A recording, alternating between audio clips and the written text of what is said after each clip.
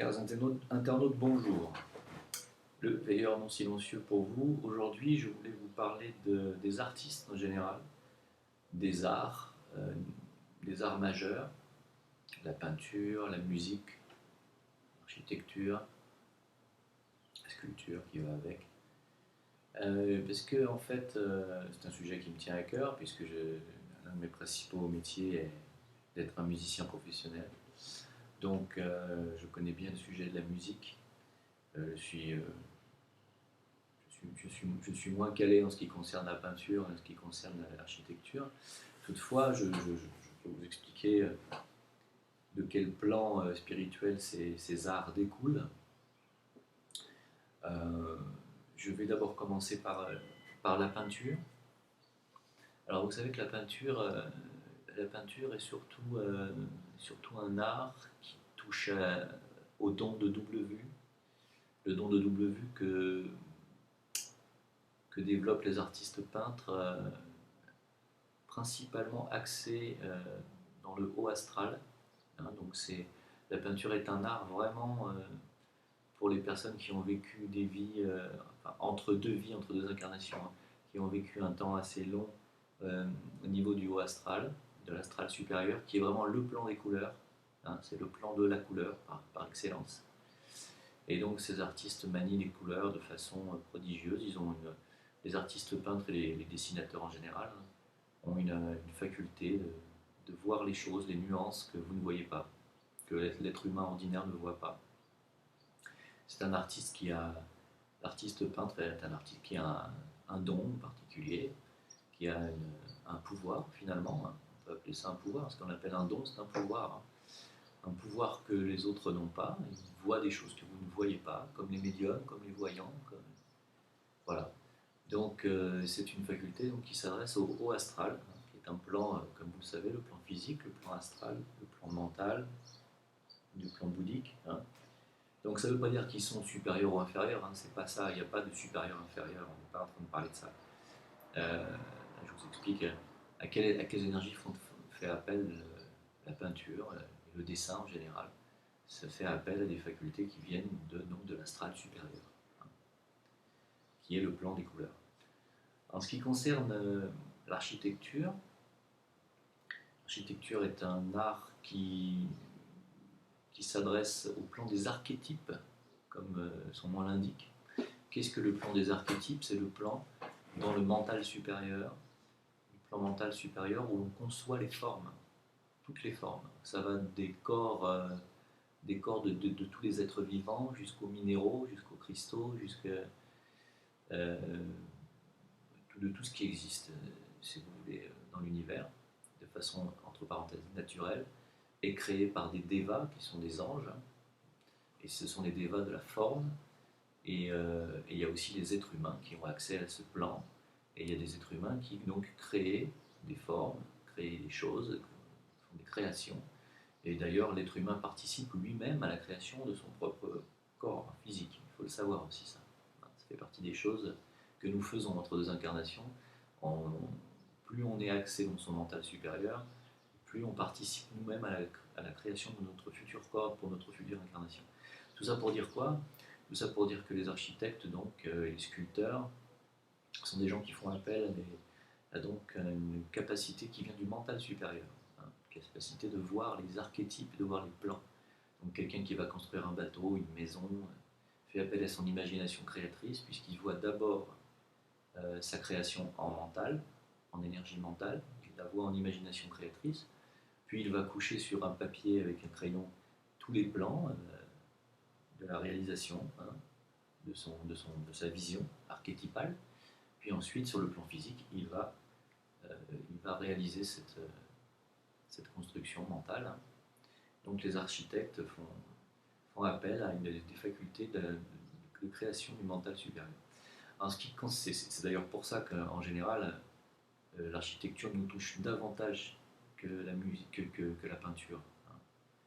L'architecture est un art qui perdure à travers des millénaires. Si vous prenez les pyramides, toutes ces constructions sacrées très anciennes, elles nous touchent plus qu'une peinture.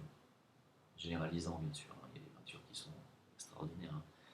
Mais l'architecture est quelque chose qui nous interpelle tous. On va tous visiter des, des lieux archéologiques partout dans le monde. On aime aller voir ce que c'est, d'où ça vient, qui a fait ça. Ça nous interpelle plus que la peinture. En ce qui concerne la musique, donc un domaine que j'affectionne, la musique fait appel également au plan mental supérieur et bouddhique. Puisque la musique, en fait, en réalité, englobe un petit peu tous les plans. Il faut savoir que la vibration, le son, est ce qui crée les choses. C'est par le son que l'univers a été créé. Si vous relisez la Bible, vous verrez que dans la Genèse, au début était le verbe. Au début était le verbe, en fait, en réalité, au début était le son. C'est que le Créateur a prononcé un verbe, un mot sacré, un son, qui a donné une synergie à l'énergie inerte, à la matière inerte, pour qu'elle prenne forme, des formes. C'est ce son-là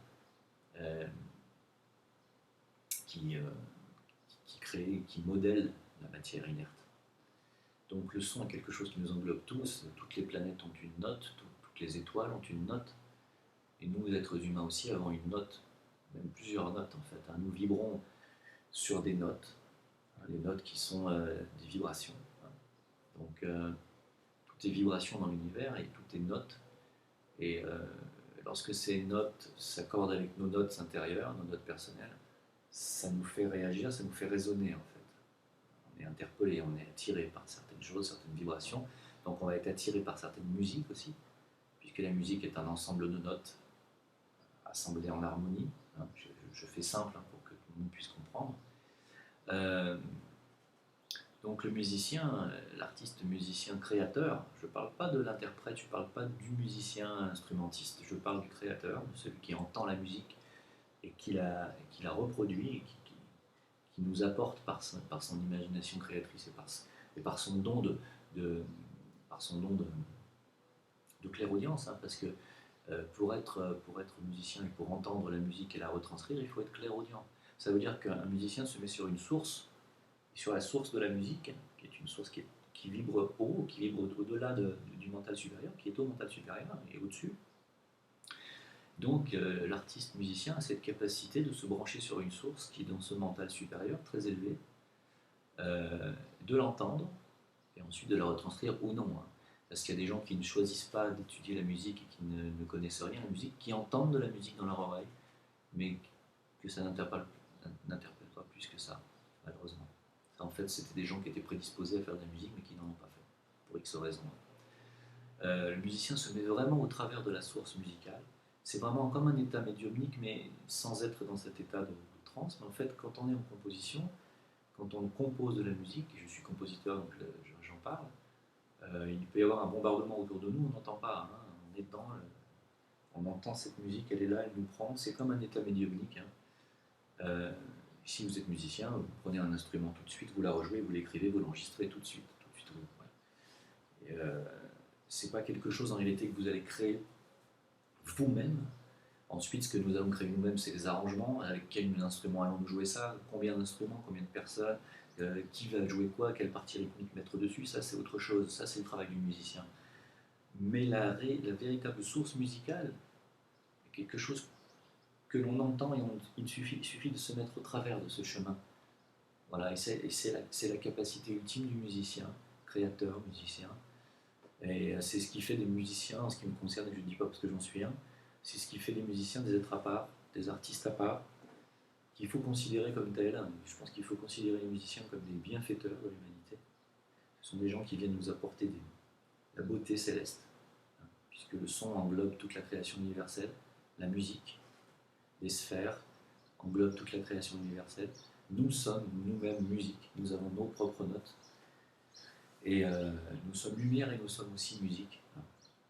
Donc c'est très important, les musiciens doivent être respectés, surtout les créateurs.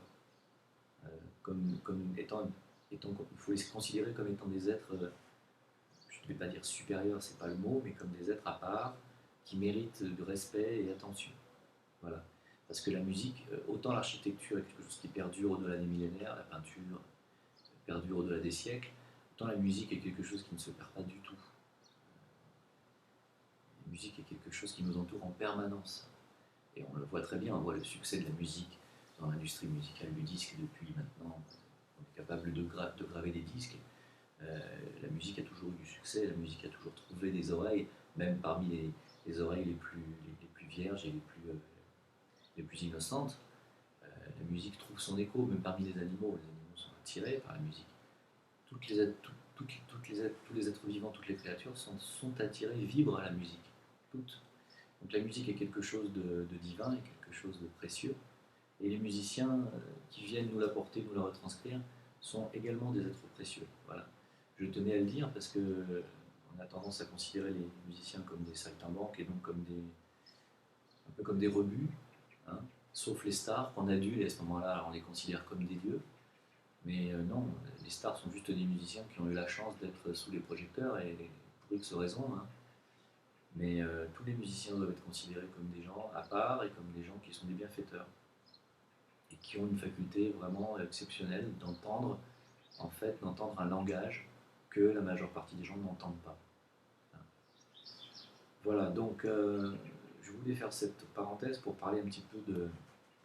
Je voulais surtout parler de la musique sur cette vidéo, pour dire à quel point aujourd'hui l'humanité est en mauvais état, si je puis dire, puisque c'est à sa musique qu'on reconnaît le degré de conscience et d'intelligence, de spiritualité d'un peuple.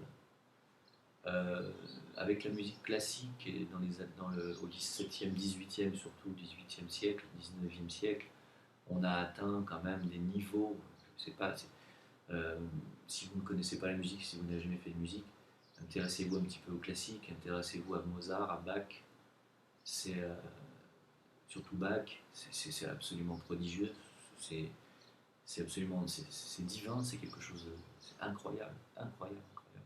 Un Mozart qui composait un concerto à 4 ans, une symphonie à 7 ans, un opéra à 12 ans. C'est inconcevable. À 4 ans, un enfant ne crée pas des concertos. Un enfant à 4 ans, c'est à peine écrire, c'est à peine parler. Bon. Il faut quand même comprendre qu'on a des gens, toujours, hein, c'est pas parce qu'il y a eu Mozart, il y a eu Bach, qu'aujourd'hui il n'y a plus rien. Il y a toujours sur la planète des génies. Et il y a toujours eu, et il y aura toujours des êtres doués d'une capacité à restituer la musique de façon incompréhensible pour l'humain ordinaire. Et aujourd'hui, à l'heure où je vous parle, il y a des gens absolument géniaux sur cette planète qui ne sont pas connus, parce que ça n'intéresse pas l'industrie du disque ni les médias classiques, la télévision, tout ça, ça ne les intéresse pas. Hein. Ils préfèrent faire du pognon en faisant croire à n'importe qui qu'ils peuvent devenir des stars, en venant se ridiculiser à la télévision devant tout le monde, plutôt que de s'intéresser aux vrais artistes. Donc ça, c'est un petit peu le coup de gueule, si vous voulez, de ma vidéo. Mais sinon, la qualité d'une musique dans un pays à une certaine époque en dit long sur la qualité d'ouverture spirituelle et intellectuelle du peuple qui lui correspond. Donc dans les années 1800, 1900, on était en pleine expansion, on était en plein air industriel, en plein air philosophique. On a vu des artistes extraordinaires qui étaient portés au nu, hein, des compositeurs extraordinaires. Au XXe siècle aussi, on a vu des gens fabuleux. Et puis depuis l'industrie du disque, depuis que la musique a été prise par une clique de gens qui viennent pour uniquement faire de l'argent avec, et ce sont eux maintenant qui dirigent absolument tout, hein. C'est-à-dire que si vous ne représentez pas un marché potentiel, vous n'allez pas être un artiste qui allait être sorti, montré, vendu, non, ça ne les intéresse pas. Ça en dit long, hein, sur là où nous en sommes aujourd'hui et sur qui dirige le monde. Hein. C'est plus les musiciens comme avant, c'est plus tous ces créateurs géniaux qui existent toujours mais qu'on ne voit plus. C'est plus eux qui dirigent le monde, hein, c'est la finance, hein, il faut bien comprendre. Le problème, c'est qu'aujourd'hui, sur le plan vibratoire pur, si vous voulez, la musique qui dirige la jeunesse d'aujourd'hui, et surtout en Occident, et pour ne pas utiliser de qualificatif trop rabaissant, est vraiment médiocre, quoi, si je peux me permettre. C'est-à-dire que si on prend la house, la techno, ce genre de mouvement musical, ce sont des musiques axées sur des boucles très répétitives, où il y a toujours la même chose qui revient. C'est une répétition, c'est comme une hypnose musicale. On vous met en transe, hein, vous en écoutez toujours un truc qui tourne en boucle. D'ailleurs, on appelle ça des boucles, comme par hasard. Et c'est surtout basé sur le son, la grosseur des infrabasses et des basses. C'est-à-dire que c'est une musique qui va toucher uniquement vos deux chakras inférieurs, hein, les deux chakras inférieurs qui poussent en fait à être matérialiste et qui poussent à avoir des désirs, des désirs et des instincts primitifs. Donc ça va pousser les gens à boire, à avoir du sexe facilement. On peut le constater, hein, je veux dire, c'est pas compliqué à voir. Hein. Il suffit de voir les vidéoclips maintenant. Bon, j'en ai déjà parlé dans une autre vidéo, mais c'est la décadence. Hein. On voit bien qu'en 30 ans, les clips d'aujourd'hui pour les gamines et les gamins d'aujourd'hui seraient censurés au moins de 16 ou 18 ans il y a 30 ans. Hein. Donc, on voit bien qu'aujourd'hui il y a une volonté de pervertir le peuple par la musique et on utilise des musiques qui vibrent très bas avec des infrabasses hein, pour nous toucher au niveau des chakras inférieurs. Alors, parce que dans la musique, il y a toujours une trinité. C'est là où on touche au divin, si vous voulez, dans la musique. C'est qu'il y a trois choses pour faire de la musique. Il y a un rythme, des harmonies, une mélodie. C'est un concept immuable de la musique. Rythme, harmonie, mélodie. Le rythme est la base rythmique qui correspond à nos deux chakras inférieurs. L'harmonie, si vous voulez, est l'ensemble de notes qui vont s'harmoniser pour faire un petit peu le tapis sur lequel va se poser la mélodie. On va dire que l'harmonie correspondrait à notre intellect. Hein. Le rythme touche notre partie physique, les harmonies touchent notre partie intellectuelle, puis la mélodie va toucher notre âme. La mélodie vient de l'âme, et l'âme va toucher aussi notre émotionnel. Donc, aujourd'hui, nous avons une musique particulièrement rythmique. C'est pas le rap qui va me faire mentir, le rap qui n'est que des boucles de rythme sur lesquelles vont parler les rappeurs. Je ne vais pas dire chanter, parce que les rappeurs ne chantent pas, ce ne sont pas des chanteurs, ce ne sont pas des musiciens ni des artistes musiciens ni chanteurs en ce qui me concerne. Les rappeurs sont des, on peut dire, c'est une certaine forme de poésie, sont plutôt des poètes ou des prêcheurs ou qui viennent prêcher sur des boucles musicales, des boucles rythmiques, hein, très rarement harmoniques, très rarement mélodiques. On est dans le rythme, donc on touche le bas du corps des gens, et puis on va essayer de leur incorporer une prêche, hein, pour leur dire le monde n'est pas beau, le monde est violent. C'est le rap. La techno, j'en ai parlé, c'est juste pour vous faire bouger et vous donner des désirs inférieurs. Il nous reste quoi comme musique? Il nous reste la pop. Bon, la pop qui a toujours été ce qu'elle est, c'est-à-dire qui touche un petit peu tout, un petit peu l'émotion, surtout l'émotionnel. Hein. Ils sont toujours en rapport avec des choses qui font vibrer, qui font pleurer, qui font danser. Très très rare de tomber sur des artistes supérieurs qui arrivent à lier de très belles harmonies, une très belle mélodie sur un rythme très agréable, qui ne nous met pas en frénésie. Tout de suite on a envie de bouger, de se mettre en transe et de danser. Il faut savoir que se lever et danser sur de la musique est un instinct primitif. C'est-à-dire que toutes les tribus primitives dansent sur des tam-tams. C'est primitif. Quand on entend un tam-tam, le rythme du tam-tam nous remet, si vous voulez, en accord avec nos instincts primaires, avec le rythme primaire, le rythme primitif. Mais c'est pas ça qui nous élève, hein. C'est pas la danse hein, qui nous élève. Donc voilà, donc, qu'est-ce qu'il nous reste? Il nous reste aujourd'hui le jazz. Le jazz est une musique qui s'adresse uniquement à l'intellect. C'est une musique très prise de tête, hein, avec des harmonies très compliquées, très peu de mélodies, très très peu de mélodies, surtout dans le jazz actuel. À la limite, dans le jazz des années 50, le swing, on avait des mélodies, des thèmes, ce qu'on appelle des standards, où là où tout le monde reconnaît, Girl from Ipanema, etc. Là, on reconnaît tous les thèmes, c'est très agréable, c'est très joli, c'est très mélodique, ce qui veut dire qu'à l'époque, on était plus mélodique qu'aujourd'hui, donc on était plus dans l'âme. Aujourd'hui, on est dans la prise de tête du jazz, on est très peu dans la mélodie. Ça fait maintenant, depuis la fin des années 80, que l'industrie du disque ne nous sert plus vraiment de mélodie. C'est d'ailleurs pas un hasard si tout le monde réclame dans les soirées, toutes les années 80, les années 70, en envoyant un grand groupe de rock des années 70, où il y avait des mélodies. Donc aujourd'hui, on est en décadence. On est en décadence, le peuple écoute de la musique rythmique, de la musique très peu intellectuelle, de la musique très peu mélodique. Alors évidemment, quand d'un coup il y a quelque chose de mélodique qui sort et qui d'un coup est bien réalisé, qui est très joli, tout le monde fait oh, c'est extraordinaire, quel génie. Non, c'est simplement d'un coup on a donné la parole à un artiste, un vrai. Voilà. Et il y en a des centaines qui sont muselés, dont vous n'entendrez jamais parler. J'espère un jour vous faire écouter quelques-unes de mes créations. Comme ça vous me direz ce que vous en pensez. Et voilà.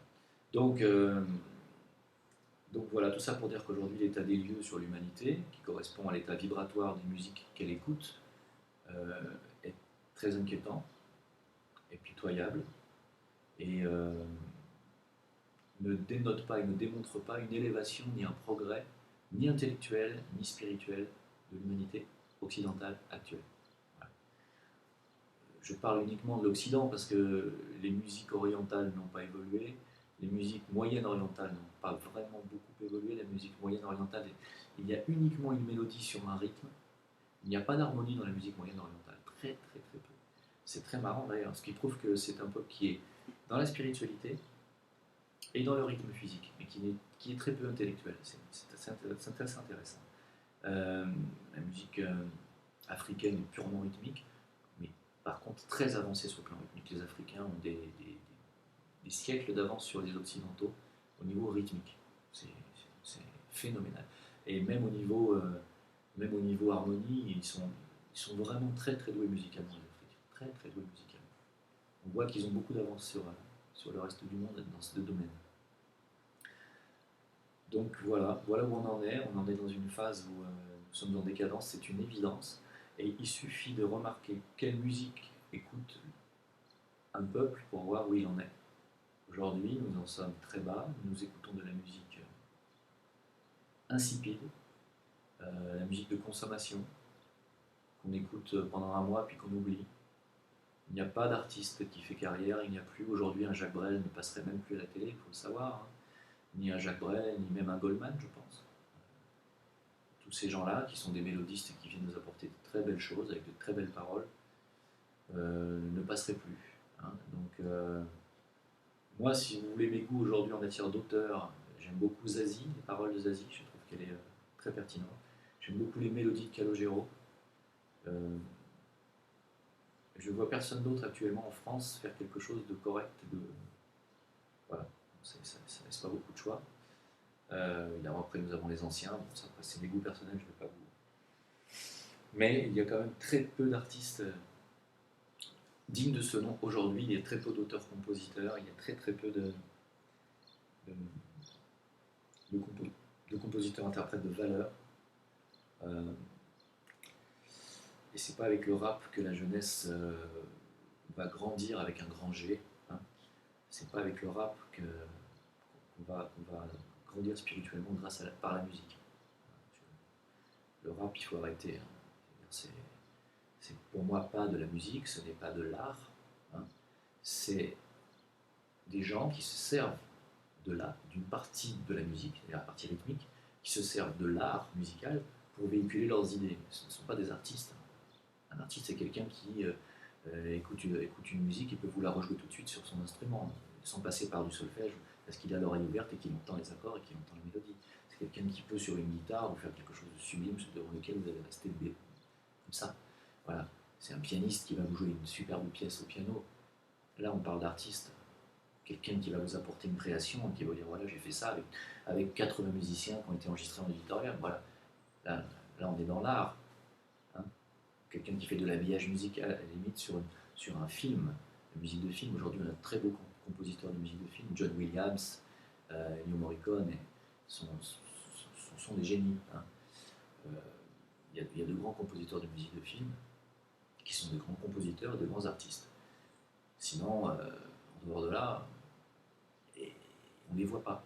Ça ne veut pas dire qu'ils n'existent pas, ça veut dire que c'est comme s'il n'y avait pas de demande pour ces gens-là. Mais ça, en réalité, ce sont les gens de l'industrie du disque qui formatent et qui ferment en fait ce domaine-là. Voilà, c'était une petite parenthèse que je voulais faire et sur les arts en général et de quelle façon ils nous touchent. Donc soyez très attentifs à la musique que vous écoutez, soyez très sélectifs et vérifiez bien quelle musique fait vibrer votre note intérieure et remettez-vous en question par rapport à ça. Je vous souhaite une très bonne journée.